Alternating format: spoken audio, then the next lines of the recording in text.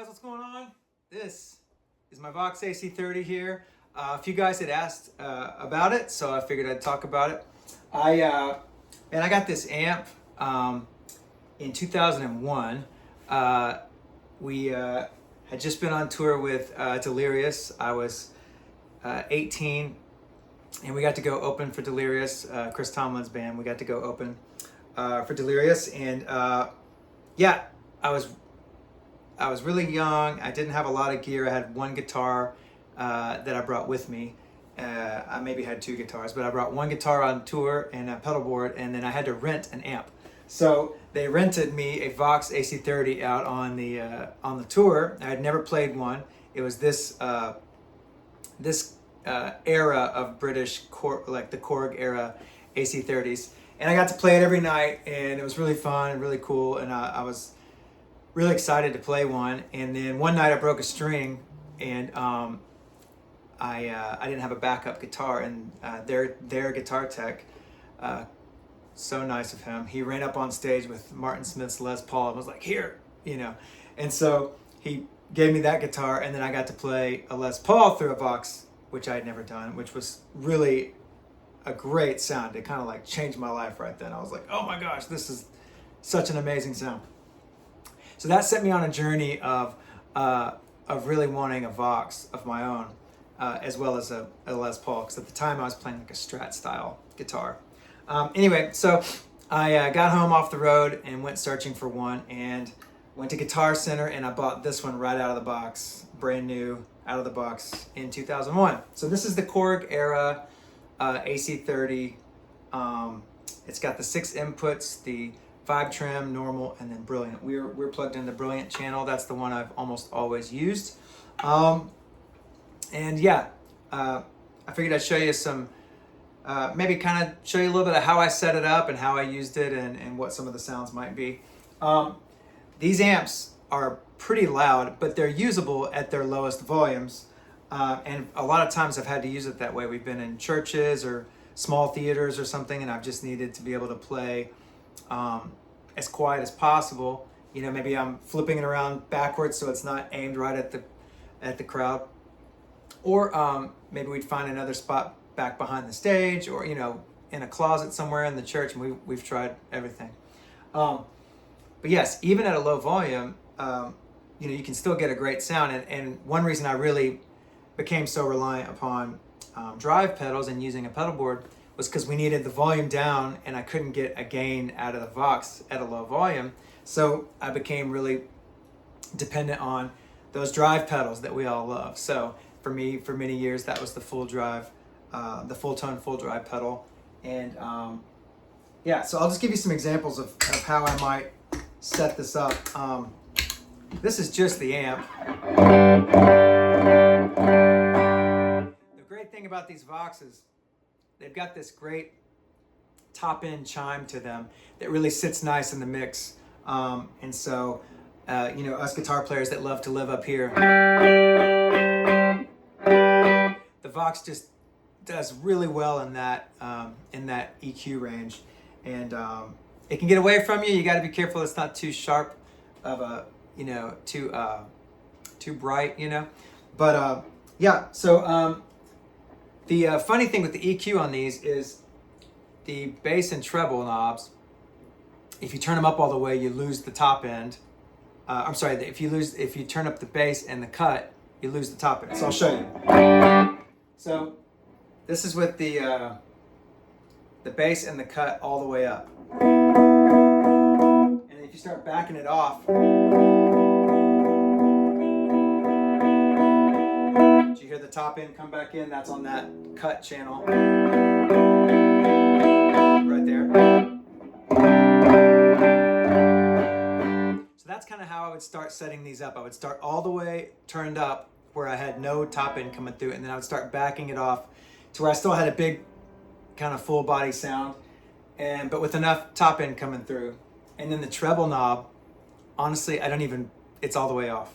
And it almost always was all the way off for me. It doesn't really do anything until you crank it way up, and when you do, you lose bass. I'll show you. Right there, it's just gone. which could be a cool like retro sound, or you know, maybe for recording or something. But for live, you know, I wanted it nice and full, so I just always had it off. So treble's off, and then bass and cut usually live at around, you know, that's usually around 9. Let's see, what is that? 3 o'clock? Not 9 o'clock. 3 o'clock. So yeah, turned all the way up, and then I start backing it off until I have a nice kind of full sound. And then the volume, I'm only using one great thing about this amp. There's only 4 knobs that you use, or at least for the model that I have. There's no reverb. There's no master volume. There's no like presence knob or any other gain or any of these extra things. It's just, you've got the channel volume. So I'm in the Brilliant channel. And then you've got 3 EQ knobs, one of which I don't even use. So really it's like you've got your volume knob, your bass, and your cut. And that's really all I'm messing with. And I got so familiar with these amps that I could go to a festival, like a place where we have one rented, and I could just walk in, I could see the amp, and I could set the tone without even walking on stage. And I kind of knew what it was going to do.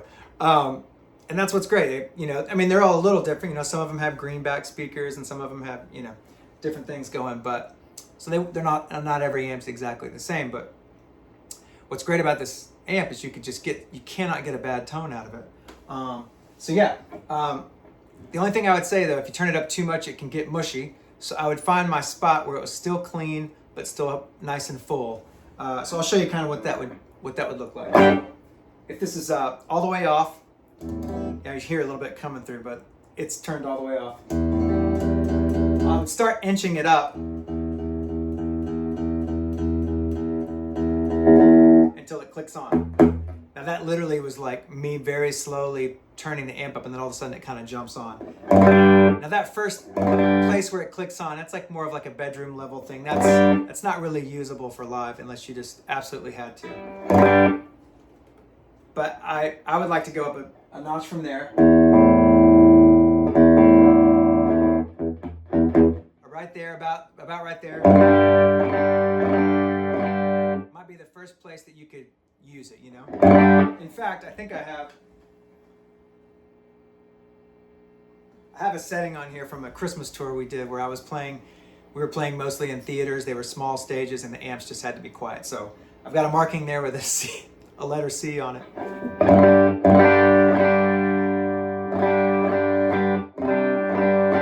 So that's about the first place that you could use it. And that's kind of how I would set that amp up. I've got, you know, just a basic EQ. Still got all that clean.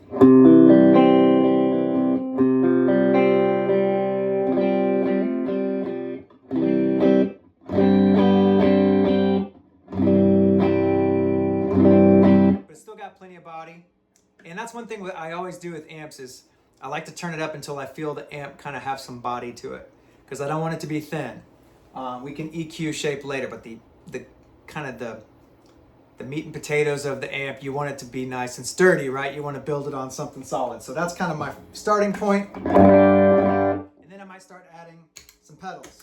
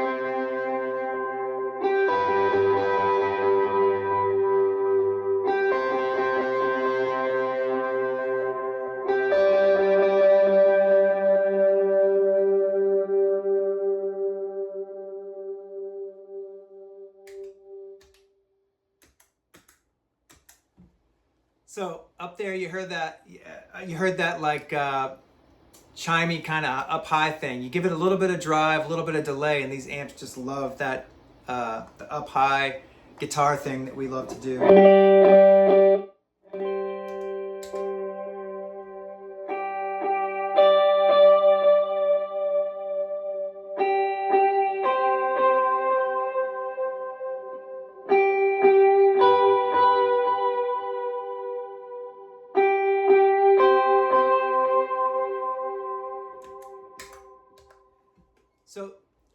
like just kind of my basic approach to Vox amps here with this, specifically this amp. Yeah, I love to just kind of get a basic sound, and then I just play with that volume level.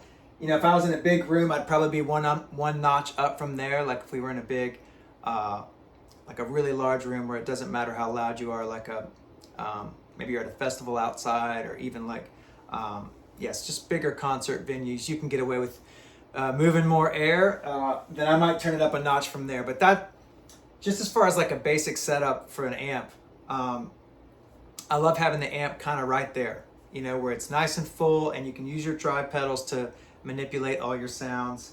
And yeah, I just wanted to give you kind of a basic rundown of how this, how I would dial in this amp. So, hey, thanks for watching, and please let me know if there's anything else you'd like to see or hear or learn on here. You guys are so cool, and thanks for watching. We'll keep it up. All right.